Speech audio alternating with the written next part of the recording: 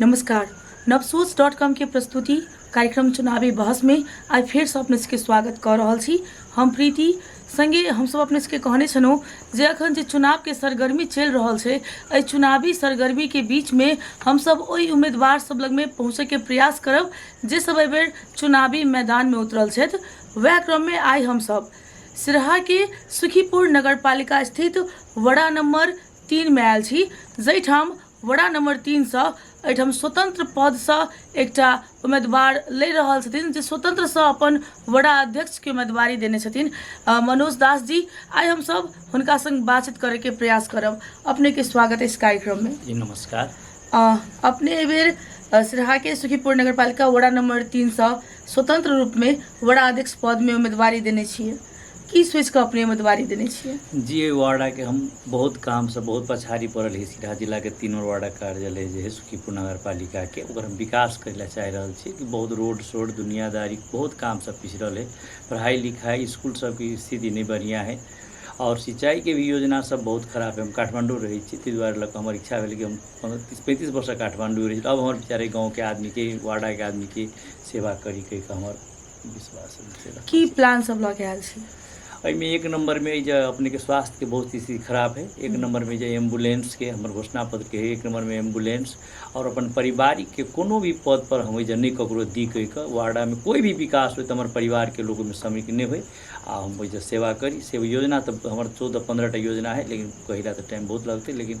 इस बारे एक नंबर में एम्बुलेंस है, हमारे स्कूल के विकास है, पढ़ाई लिखाई में शिक्षा की उन्नति हुई कम से कम, रोड सब के विकास हुई, वृक्षारोपण के हरियाली वृक्षारोपण के कार्यक्रम है, ये सब हमारी इच्छा है सब काम से। मुख्य रूप से अपने शिक्षा स्वास्थ्य के प्राथमिकता में रहकर आगा बढ़ रहा छे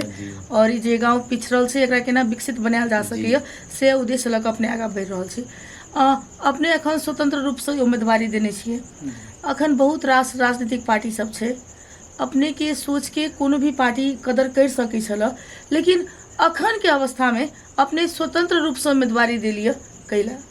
स्वतंत्र द्वारे की पार्टी के चक्कर पार्टी साथी के चक्कर में पड़ कर जनता अपना में स्थानीय चुनाव में जो पार्टी नहीं हो चाहे सब पार्टी के लोग रहते घरों पर कांग्रेस एमाले रापरापा दुनियादारी झई झंगटा है। स्वतंत्र में कोई हो कि स्थानीय चुनाव बड़ा भारत देश में स्वतंत्र से लोग चुनाव ले रहे। स्वतंत्र हो स्थानीय चुनाव में गाँव में कोई झई झगड़ा नहीं हो तो पार्टी पीछे हम चुनाव नहीं लड़ लिए। स्वतंत्र रहते तो कोई भी पार्टी के लोग हमारा में वोट डालते हमारे विजय करते। एक अनुभव अखन शो कर रहे हम घर दिलो कार्यक्रम में कि हमारा सब आदमी हमारा सेवा कर रहे। कोनो भी पार्टी के लोग वोट मांगे सहूलियत है और उनका सब दिक्कत नहीं भर रही कि स्वतंत्र के वोट हम केना दिए ती द्वारा हम स्वतंत्र संबंध केहन माहौल बुझा रहा है? एखन घूमे छी अपने सब घर दिलो कार्यक्रम सब कर रहा छिए, जनता के बीच में जाइत हेबै है ने।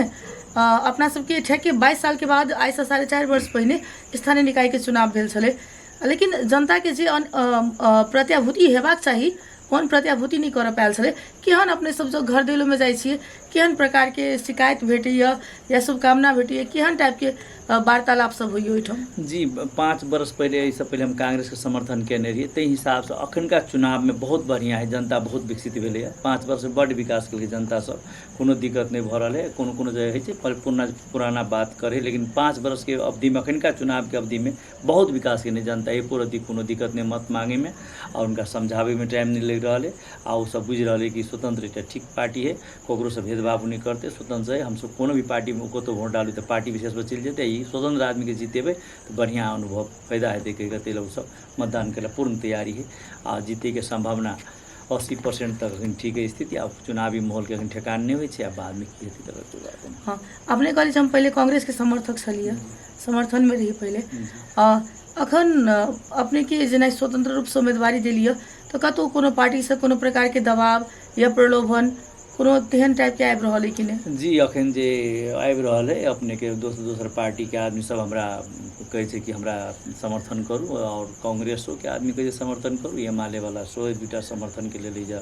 इच्छुक में है। हम चाह रहा ना ये जगह जनता के धोखा पड़ जाते। अभी रात एखन का टाइम में जब इंटरव्यू हो रहा है वो टाइम में हमरा प्रेशर आबि रहा कि हमरा में समर्थन कर दिया। हम कहली ना हमरा जीते के संभावना में हम अहाँ के समर्थन नहीं करब आ हमारा जनता के हम धोखा देवाला नहीं छे। जगह जनता हमरा बहुत साथ दे रही जनता सब घुमलिए फील्ड में जनता सब अपन एकदम कैस के हमरा विश्वास कर रही कि मनोज जी ठीक आदमी है और ये रहते आप 30-35 वर्ष काठमांडू रही जना राम जी के वनवास भैल तेन हमरो मन वाला अपना गाँव में आबि कर जगह जनता के विकास करी और सोलमपुर में रही के हमर इच्छा है।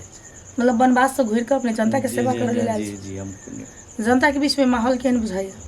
जनता के माहौल में अपने के विकास के बहुत स्थिति बढ़िया है। अखन अपने के कहले 80% तक चुनाव जीते के संभावना में 20% हम रखे छी भगवान के ऊपर में। हम पूर्ण भगवान पर विश्वास करी जनता और भगवान दोनों बराबर होइ छै के पूर्ण विश्वास है। जनता के बीच में जन घूम जाइ छियै एठमन के अवस्था सबसे बेसी जनता के अपेक्षा की है? मतलब कौन चीज के विकास के अपने प्राथमिकता में रहकर काज करबे काल के दिन में जन जीती छी अपने तो? अगर हम जीतबे तो अपने के 1 नंबर में हमरा शिक्षा बाटो घाटो होक चाहिए। हमरा हमर विचार है कि सुखीपुर नगर पालिका में नंबर 1 नंबर वार्डा बने के जना गेट सबके व्यवस्था नहीं, प्रवेश द्वार नहीं, बाटो घाटो के नहीं, कोनो धर्मशाला नहीं है। सब बेटी चली बेटी के शादी विवाह में बहुत दिक्कत भ रहा है। ओके लेकर हमार पूर्ण विश्वास है कि गाँव के सर सफाई राखी जगह बड़ बीमारी के हमार घोषणा पत्र में अपने के 70 वर्ष से आदमी के घर में जाकर डॉक्टर इलाज करे और से सबसे बहुत बात है हमारे घोषणा पत्र में घोषणा पत्र जहन जे कोनो भी उम्मीदवार बनबै छै ओहिमे बहुत रास बात इहो रहै छै काल के दिन में वो प्रतिबद्धता बस घोषणा पत्र तक सीमित रह जाइ छै। जेना कि अखन वृद्धा भत्ता के बात सब छै, जेना कि बाल बालिका के शिक्षित बनावे के बात सब छै, तो एहि चीज सबके कते प्राथमिकता दऽ रहल छी? जी 1 नंबर में जे कि महिला सबके भेदभाव भऽ रहल है कम प्रयत्न तो बहुत रहल छी। अपने के जना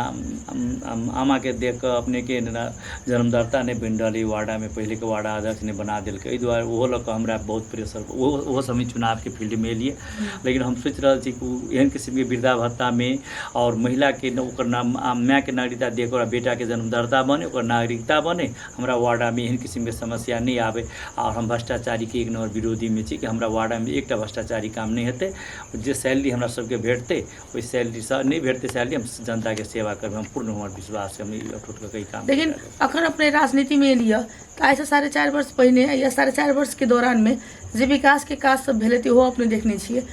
पिछला वर्ष में भेल विकास के काज सबसे कतेक संतुष्ट छी अपने?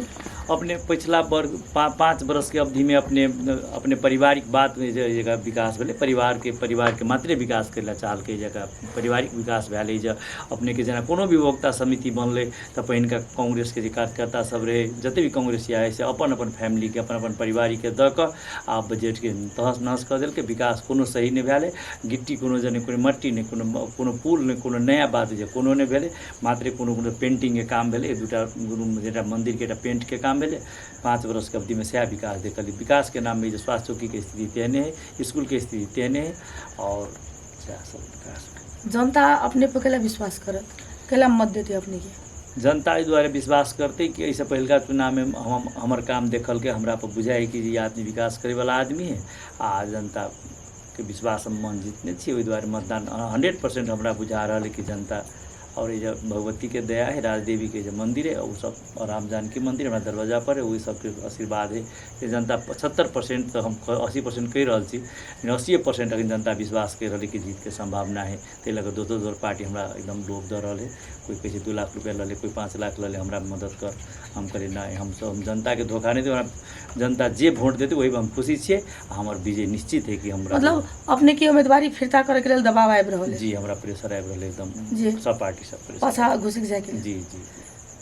एखनुक राजनीतिक अवस्था के विषय में की विश्लेषण करऽ चाहबे? जे अखन के जे देश के कहियो या मधेश के कहियो जे राजनीतिक परिवेश छै अखन के विषय में की कहऽ चाहबे? राजनीतिक प्रश्न में 1 नंबर में अपने के जो स्थानीय चुनाव पार्टी विशेष पर नहीं हुआ चाहिए हमारे से विचार है। पहली वर्ष हम सब अपने के हम कते बात चली रखने के राजनीतिक विषय पार्टी विषय पर चुनाव नहीं हुआ चाहिए और हर जगह जना महिला के अधिकार मिलक चाहिए। महिला सबके चुनाव में हम अपनों में रखने छी, अपने के वार्डा सदस्य सब चीज महिला के रखने और लेकर विकास में कहीं वो प्रॉब्लम बढ़िया थे। महिला सब टाइम बेसी देते आ जेंट्स कम टाइम दे रहे ते लोग वो कहीं ठहर तरह में मध्य प्रदेश में ये बहुत प्रॉब्लम है अपने के। तर पहले के तुलना में अखन महिला सब अग्रसर भ रहल है, आगा आबि रहल छै, केना बुझाइए महिला सबके अवस्था अखन? जी अखन तो आबि रहल है, लेकिन एला पर ओहि सब मधेश के विकास नहीं हेतै, अपने के बहुत दिक्कत में तराई की करऽ पड़तै? ओहिके लेल अपने के महिलो सबके अगाडि आबऽ पड़तै आ ओहि अगाडि में चुनाव में अपन भाग लिअ पड़लै आ तऽ ओहिमे जीत कऽ अपना महिला प्रति कनि वफादारी देखबऽ पड़लै। कोन जे महिला के समस्या भऽ रहल है, कोन जे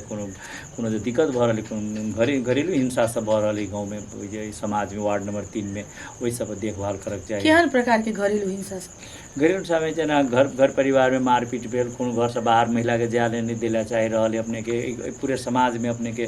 10-12% ने आदमी पूरा घूमि रहल है, महिला सब कतौ बाहर निकलि रहल है, ताहि लऽ कऽ कनि दिक्कत केना हटतै ई विकृति सब? यदि काल्हि के दिन में अपने जीती छियै तऽ जेना एखन अपने कहलियै महिला सब अखनो घरेलू हिंसा में पड़ि रहल छै, ई हमरा अहाँके लेल बहुत दुर्भाग्य के बात छै, कियाकि अखन महिला सब एते ऊपर उठि चुकल छै जे एकटा पुरुष के बराबरी में महिला सब चलि रहल छै, तऽ ई विकृति सबके न्यूनीकरण केना भऽ सकैए? जी नेपाली समाज में एहि दुआरे जल्दी भऽ जाइ है, नेपाली समाज में फ्रीडम आदमी है, फ्रीडम बात केलक, फ्रीडम मधेसी समाज में की है कि फ्रीडम बात करे बैंड ओकर सास ससुर सब बैंड करलक, समाज के लोग घूमल फिरल तो ओकरा पर दोसर के आलोचना लगा देलक, ओकरा पर प्रेशर डाललक से बाहर नहीं जो है, ताहि दुआरे ई सब समाजों के सब व्यक्ति के तैयारी हुआ पड़ते और एहन किस्म के सब ऊपर मध्य प्रदेश के सब नेता सबके महिला सबके बाहर लावे के लिए लोग और एकदम कोशिश करऽ पड़ते। नहीं कोशिश करला से विकास मध्य प्रदेश में अपने की 5-7 प्रदेश है, ओहिमे सबसे पिछड़ल रहते मध्य प्रदेश अखन बहुत पछाड़ी है और अगाड़ियो पछाड़िए रहते और बाद में पछा रहते। अपने जितला के बाद में एहिमे केना सुधार हेतै? एहिमे महिला के कार्यक्रम जते भी रहते, जेना जते भी महिला वाला कार्यक्रम है, बेसी पर जोर लगा के काम करऽ पड़ते और महिला सबके अगाडि लावऽ पड़ते कि हमर पूरा प्रतिबद्धता रहते। तर केना छै ने सर, अखन के समय में राजनीति सेवा से बेसी व्यापार बनि चुकल छै। अखन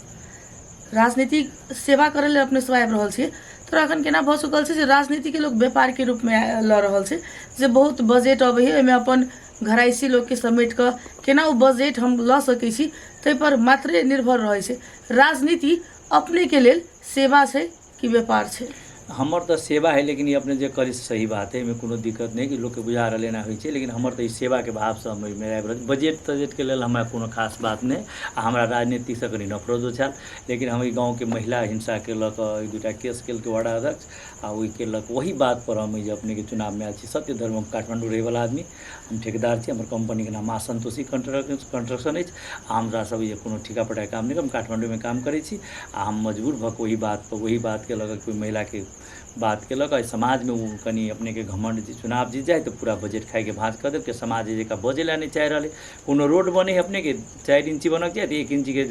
पिच भर रहे वो भाई समाज के लोग नहीं बुझ रहे, जगह एहन विडम्बना बात है। और में पास करे मेयर सब अपन जना करे अपने के जितला के बाद में अपने के पहल प्राथमिकता महिला के केना आगा बढ़ायल जाए से रहते। हमारे 1 नंबर में रहते जते भी हमारे विकास है, हमारे फैमिली के आदमी नहीं रहते, हमारा अपन नहीं रहते और उपभोक्ता समिति में टोटल भी काम विकास महिला के तरफ से हेते और महिला के रेख देख में हेते हमार पूर्ण अहाँ के हम वादा करी अपने परिवारवाद छोड़ के काम करबे। जी हमर एक नंबर जनता विश्वस्त रहो एकदम हमर परिवारवाद वाला एक परिवारवाद हट के काम हेते। एखनुक राजनीति में युवा के भूमिका केहन लागि रहल, कतेक महत्वपूर्ण छै? 1 नंबर में जो अपने के तराई के मध्य प्रदेश में अपने के नेपाली समाज जगह नहीं जगह युवा सब एहन तते चनाक होने कोनो पार्टी में अपन भर दिन गपशप नहीं दिला चाहे, टाइम दिला नहीं चाह रहे। आज 2-4टा नेता जे रहल वो सब अपन घुमा फिरा कर युवा सब के साथ नहीं दे रहा, युवा सब जे कभी प्रचार प्रचार में बहुत कम झाला गुला मात्र उठे। लेकिन एहि दुआरे सर जे युवा सब बहुत इंटरेस्टेड छले राजनीति में, लेकिन केना भेले एक बीच में एहन बात एले जे युवा के राजनीतिक दल के व्यक्ति सब प्रयोग मात्रे करे है, ओकरा सबके जे स्थान भेटक चाही वो स्थान देव में कतौ न कतौ पाछा हट जाए, ऐसा कते सहमत छी? ई बात तो अपने सही कहले, युवा सब के युवा सब इस बारे अखन जते भी युवा इंजीनियर पढ़ल लिखल युवा सब है वो सब अपने के राजनीति से गंदा बुझार उनका सबके काम कैला नहीं चाह रहा, तिलक राजनीतिक में नहीं आवेला चाह रहा। लेकिन हम देखलिए अपना वार्ड नगर पालिका में युवा सब बहुत कम ई बात पर ध्यान दे रहे, हुल्लू हिले में रहल कि बढ़िया से नहीं देखल, जनता जकरा तरह मतदान कैला चाह रहे, कनी माँ सुधारू वाला चक्कर है मध्य में से वो 15% पर चल रहा है। तो अपने के 15% जगह जनता एहन युवा मात्रे, वृद्धा सबके तो घूमबे तो अपने के अनुभव हेते, हर जगह अपने घूम रहा छी, मीडिया वाला छी, अपने मीडिया के पूरा रहे था और वही द्वारे लगे युवा सब कहीं वही बात पर बेसी जोर। तो युवा नेतृत्व की कते आवश्यकता है अपन देश में? अपने के हमर विचार से तो 100% युवा चाहेबे कर युवा हेतै तब विकास करते नहीं तो युवा सब हर बात तो रोड नाला जत भी बने है पुल बने है अपने के कोनो जे काम हो देखो हो जाओ ठेकेदार से काम कराबो मिल कर झगड़ा झंझट नहीं करो ओकर विकास हुआ दो कहीं अखन के भर रोड सुखीपुर और अपने के सब कुसार सलमपुर के बीच में रोड बन रहा है अपने के अत्ते कमजोर रोड बन रहा है अपन दू बेर ब्रेक लेते गाड़ी तो रोड उखड़ जेते अपने के 1 इंची मोटाई कालो पत्रे भर रहा है ओहिमे युवा सब एकोटा वर्चस्व नहीं लऽ रहल है तो विकास केना हमहूँ जीत के अबै हमरो पर कहीं युवा सब प्रेशर दो हमरो काम के चेक करो केहन काम भऽ रहल है केना विकास हेतै गाँव के से सब होके चाहिए और हमारे क्या है कि गरीब के बच्चा है धनिक के बच्चा है हाई स्कूल जाए या बोर्डिंग स्कूल जाए पढ़ा स्कूल के अनिवार्य कोई फैमिली के लोग स्कूल जाए चाहे पढ़े के लिए पढ़ते तो अपने अगाड़ी विकास होते नहीं पढ़ते तो विकास नहीं वाला इस तरह के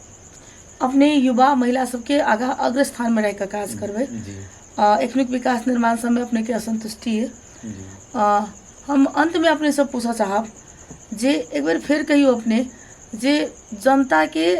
अपने पर विश्वास करे लायक एहन 5टा चीज कहियो जे जनता अपने के पतियाक चाहिए घोषणा पत्र में से 5टा मुख्य घोषणा पत्र के जे अपने लिखने छी बुदा सब में मुख्य 5टा बुदा की छे 1 नंबर में अपने के स्वास्थ्य चौकी में एक अपने के एम्बुलेंस के व्यवस्था नहीं है फर्स्ट में हम अपने के चुनाव जीतबे आ जे हिसाब से ते वार्डा में एम्बुलेंस रहते हम सरकारी मोटरसाइकिल सब दे से सब हम सब उपयोग नहीं करबे वो सब बुझे है 1 नंबर स्कूल के अपने के उन्नति के लिए जेका टीचर स्थानीय टीचर सब है वही टीचर के नगर पालिका के भीतर में कहीं दूर दूर सरवा के बढ़िया बढ़िया टीचर लाबे और रोड शोड के विकास करबे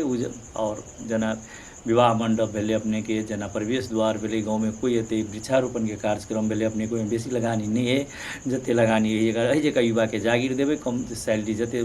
जी उचित सैलरी द के युवा के काम में लगेबे और अपने के बहुत सब पर्यटक वाला जना है मंदिर मस्जिद सबके हमर विचार है मंदिर और मस्जिद दोनों बराबर है और मंदिर मस्जिद सबके विकास करबे धर्म मंदिर मस्जिद के विकास करबे तो अपने पर्यटक हेतै अपने के कोनो जगह दह है अपने कोई दह के सफा करबे जना अपने के बहुत जगह सरलाई साइड में दह सब है अपने के लोग देखे ला जाए घूमे ला जाए हमरा सबके एहन दह नहीं है एहन दह में रहते अपने के बहुत कम लगानी में अपने के 10 लाख रुपया कर देवे तो साल में 10 लाख कमा सके नगर पालिका वार्डा के आमदनी हेतै एहन काम सब कऽ जगह जनता के मन जीतबे हमार पूर्ण विश्वास है कि मंदिर और मस्जिद दोनों के विकास शिलान्यास नहीं करबे लेकिन मंदिर बनेबेटा करबे शिलान्यास कऽ ईटा 1-2 पीस गिरा के जना राजदेवी मंदिर है वही राजदेवी मंदिर ईटा गिरल है अपने के कुछ काम नहीं भेले 5 वर्ष पहले शिलान्यास भेले अपने के लाख रुपया खर्चा हो शिलान्यास कर लेकिन लाख रुपया के ईटा आयल रहती तो मंदिर अगाड़ी बढ़ गए रहते आज नहीं भेले काम अपने के अंत में जते गोटे अपने के देख रहल छथि जनता सब की कह चाहबे अपने हम अतबे कहबै कि स्वतंत्र उम्मीदवार कोनो पार्टी सार्टी के पार्टी कतो भी स्वतंत्र लड़े है तो कोनो बड़ा मकसद रहे छै पार्टी सार्टी के चक्कर में नहीं जाओ स्थानीय चुनाव है स्वतंत्र उम्मीदवार के जत भी हो उनका सबके मत दऽ कऽ विजय कराबियो और अपनी मीडिया सबके साथ दियो हम अपन यह कहला चाहबे और बहुत बहुत धन्यवाद अपने हमरा सबके एते व्यस्त भेला के बावजूदो समय देनौ तै के लेल हमर संपूर्ण टीम के तरफ से अपने के जीत के अग्रिम शुभकामना अपने जीती और अखन हमरा अहाँ के देश के जे युवा नेतृत्व के एकटा सबल सक्षम आ स्वतंत्र नेतृत्व के आवश्यकता है हमारे देश के और अहाँ जेहन जेहन नेतृत्व हेतै तो जरूर हमारे अहाँ के समाज परिवर्तन हेतै व्यस्त अंत में अपने के बहुत बहुत धन्यवाद व्यस्त अपने सब हमर सबके कार्यक्रम देख देनौ हम सब फेर से दोसर भाग में दोसर कोनो उम्मीदवार संग और चुनावी बहस कार्यक्रम लऽ कऽ उपस्थित हेबेटा करब ताधर के लेल कैमरामैन पारस के संग हम प्रीति के जबाक आज्ञा दिअ नमस्कार धन्यवाद।